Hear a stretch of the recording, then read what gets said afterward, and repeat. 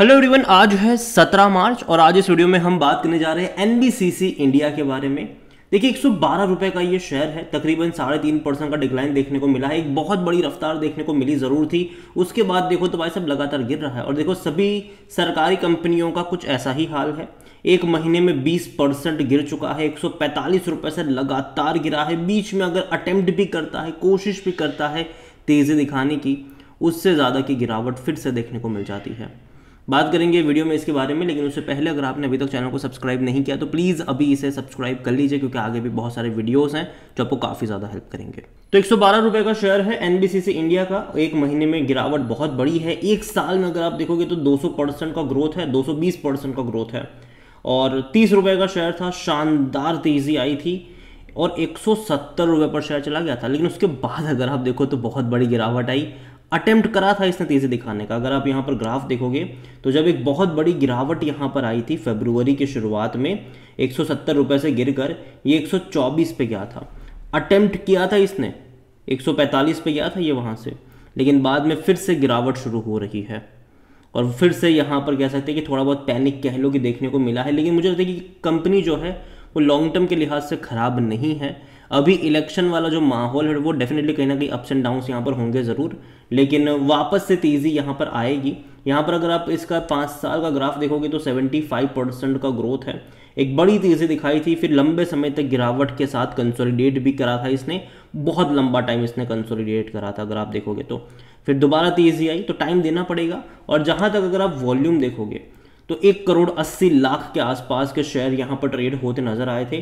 Company की जो बड़ी बात है वो ये है कि कंपनी के देखो शेयर प्राइस भले ही आपको इस लेवल पे देखने को मिल रहे हैं, इसका जो मार्केट कैप है वो 20,000 करोड़ के आसपास का है। और जो एग्जाम्पल हम रेल विकास निगम को लेकर देते हैं कि मार्केट कैप से ज़्यादा ऑर्डर बुक है उसकी, तो यहाँ पर भी कुछ ऐसा ही है। इसका मार्केट कैप 20,000 करोड़ है, लेकिन इसकी जो ऑर्डर बुक है वो 55,000 करोड़ के आसपास की ऑर्डर बुक है। मार्केट कैप से डबल से भी डबल, 3 गुना कह लो, ऑलमोस्ट। तो यहाँ पर ये बड़ी बात है। इसका जो ऑल टाइम हाई था वो 175 रुपये के करीब का था, लो था वो तकरीबन 4.5-5 रुपये के आसपास का था। और कंपनी को लेकर अगर आप देखोगे तो कंपनी में सबसे पहले मैं बात करूँगा इनके डिविडेंड की। तो डिविडेंड अगर आप यहाँ पर देखो तो पे कर रहा है 54 पैसा पर शेयर का ये डिविडेंड है। और आपको ये देखने में कम लग सकता है, लेकिन पिछले साल तक ये 30 रुपये का शेयर था, ठीक है। और जहाँ तक बात करें देखो बोनस वगैरह की, तो 2 पे करा है 2017 में। स्प्लिट अगर आप देखो तो 2 बार ये स्प्लिट भी हुआ है, और यही वजह है कि शेयर प्राइस आपको इस लेवल पे देखने को मिल रही है। कंपनी के अगर आप वैल्यूएशन की तरफ अगर हम चले तो 53 का पी है, जो कि देखने में लगता है कि ना ही सस्ता है ना ही महंगा है, क्योंकि सेक्टर पी 55 का है। और जाहिर सी बात है सरकारी कंपनियां इतना हाई पी डिजर्व भी नहीं करती है, कई बार वहां पर गिरावट एक्चुअली में आनी चाहिए। तो अभी भी जो लेवल है वहां से मुझे लगता है कि अगर ये डबल डिजिट में जाएगा तो एटलीस्ट वो अट्रैक्टिव लेवल बन जाएगा। और जहां तक एनालिस्ट की बात है, देखो कोई भी एनालिस्ट खरीदारी की रिकमेंडेशन नहीं कर रहा है। यहाँ पर फिनेंशियल्स देखोगे आप इस कंपनी के, तो फिनेंशियल्स इसके जो लास्ट क्वार्टर में थे वो काफ़ी अच्छे थे। 2,470 करोड़ के आसपास का रेवेन्यू था और प्रॉफिट 110 करोड़ का था, जो कि इससे पहले के 2 क्वार्टर के मुकाबले मैं मानता हूँ कि बेहतर है, लेकिन उससे मार्च के मुकाबले थोड़े से कम है। लेकिन फिर भी प्रॉफिट वाइज हल्का सा इंप्रूवमेंट आया ज़रूर है। और जहाँ तक मैंने कहा कि ऑर्डर बुक इनकी काफ़ी बड़ी है। और अब देखो अभी इलेक्शन के टाइम तक तो मुझे लगता नहीं कि कंपनी में ऑर्डर को लेकर कोई बहुत बड़ी अनाउंसमेंट होगी यहाँ पर, तो वो नहीं देखने को मिलेगा। लेकिन इलेक्शन के बाद एक ज़रूर हो सकता है यहाँ पर कि हालांकि इलेक्शन के बाद तो मैं एक्सपेक्ट यही भी कर रहा हूँ कि एक बहुत बड़ा करेक्शन आएगा, एटलीस्ट 2-3 महीने के लिए वो करेक्शन चलने वाला है। उसके बाद जब गवर्नमेंट की तरफ से अलग अलग अनाउंसमेंट होगी, अलग अलग प्रोजेक्ट अनाउंस होंगे, तब डेफिनेटली इसको फ़ायदा मिलेगा, लेकिन टाइम लगेगा यहाँ पर। तब तक मुझे लगता है कि ये जो टाइम होने वाला है, आने वाला जो 7 से 8 महीना है, मुझे लगता है कि ये कंसोलिडेट कर सकता है, इसी रेंज के आसपास भटक सकता है। और मुझे लगता है कि डबल डिजिट में तब तक जाना चाहिए ये। जहाँ तक शेयर होल्डिंग के बारे में अगर बात करें तो प्रमोटर के पास 61.75% का स्टेक है। प्रमोटर कौन है? गवर्नमेंट है, सरकारी कंपनी है। 3.22% म्यूचुअल फंड के पास है, 7.22% डोमेस्टिक के पास है, 4.45% एफआईएल लेकर बैठे हुए हैं। रिटेल और अदर की मिलाकर 23.36% की होल्डिंग है, जिनमें से रिटेल इन्वेस्टर 18.28% पर है, अदर पार्टीज 5.08% का स्टेक जो है वो लेकर यहाँ पर बैठे हैं। देखिए एनबीसीसी जहाँ तक देखा जाए इस कंपनी को लेकर तो बड़े लंबे अरसे बाद इसने तेज़ी दिखाई है और बहुत बड़ी तेज़ी थी। इससे पहले भी एक बहुत बड़ी तेज़ी आई थी, लेकिन उस तेज़ी में ना टाइम लगा था। अगर आप देखो तो धीरे धीरे वो बिल्टअप हुआ था। यहाँ पर जो तेज़ी आई है वो एकदम से एक झटके में तेज़ी आई है। तो जो गिरावट भी देखने को मिली वो एक झटके में देखने को मिली, और मुझे लगता है कि अभी थोड़ा सा और करेक्शन यहाँ पर आना चाहिए। एटलीस्ट ये ट्रिपल डिजिट से डबल डिजिट में जाना चाहिए, उसके बाद इसको इवैल्यूएट करा जा सकता है कि तब क्या सिनारियो है। और देखो अभी इलेक्शन की तारीख अनाउंस हो चुकी है, तो देखना पहले इंटरेस्टिंग होगा कि कल बाजार किस तरीके से रिएक्ट करेगा उसको लेकर। और मैं मानता हूं कि इलेक्शन तक ना बाजार एक बहुत बड़ा करेक्शन नहीं दिखाएगा। हाँ, अप्स एंड डाउन्स डेफिनेटली होंगे, ऐसा नहीं कि भैया इलेक्शन के मतलब जो अनाउंस हो तो ये मतलब यहाँ से भागता जाएगा, ऐसा नहीं होने वाला है। अप्स एंड डाउन्स होंगे, अगर 2 दिन ऊपर जाएगा 2 दिन नीचे भी आएगा, बैलेंस आउट ये होता रहेगा इलेक्शन तक।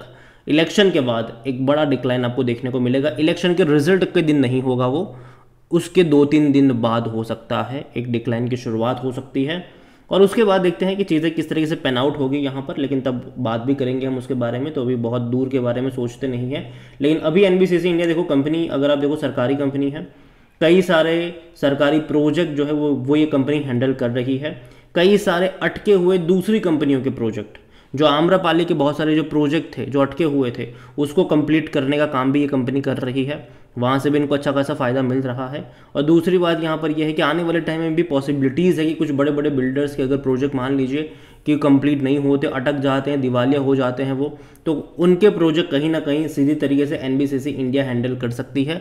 और दूसरी बात, जो सरकारी बिल्डिंग्स वगैरह है, ठीक है, उसका रिनोवेशन करना हो या फिर नई बिल्डिंग्स को बनाने को लेकर हो, उसके जो ऑर्डर है वो जनरली इसी कंपनी को मिल रहे हैं। तो वहाँ से भी एक बहुत बड़ी डिमांड कह लो, तो फ्यूचर में इनके लिए जनरेट होती हुई आपको नज़र आ सकती है। और दूसरी बात यह है कि देखो आने वाले टाइम में गवर्नमेंट जो है वो इंफ्रास्ट्रक्चर के ऊपर बहुत सारा पैसा स्पेंड करेगी। अभी इलेक्शन का टाइम है, तो मुझे लगता है कि अभी कोई उतना बड़ा कोई अनाउंसमेंट ऐसे होगा नहीं यहाँ पर। लेकिन उसके बाद जब चीज़ें सही से हो जाएगी, इलेक्शन सब कुछ निपट जाएगा, इलेक्शन के बाद का भी 4-5 महीना हो जाएगा, तब मुझे लगता है कि धीरे धीरे जो प्रोजेक्ट एक्सपांशन है वो आपको यहाँ पर देखने को मिल सकता है। अभी मुझे लगता है कि ये कंसोलिडेशन वाला फेज रहेगा कुछ टाइम, तो कोई बहुत बड़ी अनाउंसमेंट यहाँ पर नहीं होने वाली है, ऐसा मैं अज्यूम करके चल रहा हूँ। मैं गलत भी हो सकता हूँ यहाँ पर। अगेन जिनके पास है और बहुत बड़ा लॉस लेकर बैठे हैं, वो चाहे तो लॉन्ग टर्म के लिए होल्ड कर सकते हैं। लेकिन फ्रेश एंट्री की जहाँ तक बात आती है, मैं इतना ही कहूँगा कि मैं वेट कर रहा हूँ इसके डबल डिजिट में जाने का। अगर डबल डिजिट में ये चला जाता है, तब जाके यहाँ पर मुझे लगता है कि कंफर्ट लेवल जो होगा वो आपको यहाँ पर ढूंढना चाहिए। अभी इसका पी भी अगर आप देखोगे तो इंडस्ट्री पी के साथ साथ ही है। अगर यहाँ से ये और फर्दर 15-20% का डिक्लाइन दिखाता है, तब वहाँ से बाय ऑन डिप्स की शुरुआत हो सकती है, ये मेरा मानना है। अगेन कोई बाय या फिर सेल रिकमेंडेशन की कतई नहीं है। वीडियो को यहीं पे एंड करता हूँ। पसंद आया हो तो लाइक करें, शेयर करें। चैनल पर अगर पहली बार हैं तो प्लीज़ सब्सक्राइब करें। और एनबीसीसी इंडिया के बारे में आप क्या सोच रहे हैं वो भी आप मुझे कमेंट में लिख के बता सकते हैं। Thank you.